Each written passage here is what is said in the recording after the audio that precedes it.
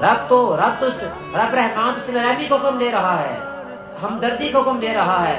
محبوب فرماتے ہیں پیار کرو، اتحاد رکھو معاشرے میں۔ محبوب نے تو یہ فرمایا بہن ہو، بھائی ہو، معاشرہ ہو، اب اس کا حکم یہ دیا گیا۔ پھر دیکھیں گھروں میں معاملات نہیں ہے کیا؟ ہر دوسرے گھر میں معاملات، اپنی گھر والے یا میں رہا جناب یہ محمد گھروں کا جانا تو ایسے بندے میں جو ایسا کام کرتا ہے، دل بتائیں اس بندے کو سکون آئے گا؟ کیا اس کو نماز پڑھنے کا مزہ آئے گا؟ ہرگز نہیں آئے گا۔ کیا رزق میں برکت آئے گی؟ ہرگز نہیں آئے گی۔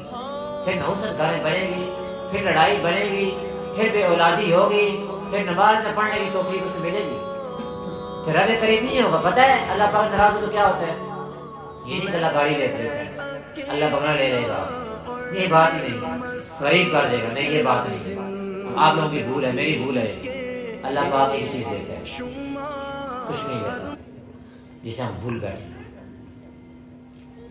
نماز پڑھنے کی توفیق دے دیتے ہیں، کچھ بھی نہیں۔ میں نے کہا کچھ بھی نہیں لیتا آپ سے۔ دیکھ لوگوں کو، آپ سوچیں بڑے بڑے امیر و کبیر صرف سجدے کی نعمت سے محروم کر دیتا۔ وہ کتنی بڑی نعمت ہے، اتنی عظیم چیز سجدہ کرنا اللہ پاک کی بارگاہ میں اللہ کے حکم پر۔ جب اللہ نے ابلیس کو حکم دیا تھا آدم صلی اللہ علیہ وسلم کو سجدہ کر، اس نے نہیں کیا۔ سوچے کتنا بڑا حکم ہے۔ اللہ صرف اس توفیق اسے لیتا ہے، وہ کچھ نہیں لیتا، کچھ نہیں لے گا، یہ چیز لے لے گا کہ اس کی زندگی میں سکون ختم ہو جائے گا۔ ہماری عوام کیا ہے؟ آپ دیکھیں جناب، فلاں جم پہ جانا ہے، فلاں ورزش کرنی ہے، فلاں ویٹ اٹھانا ہے۔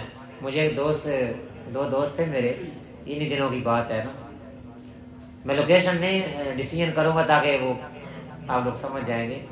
تو میں نے کہا یار بیٹھے تھے، میں سمجھا رہا تھا نا دوستوں کو،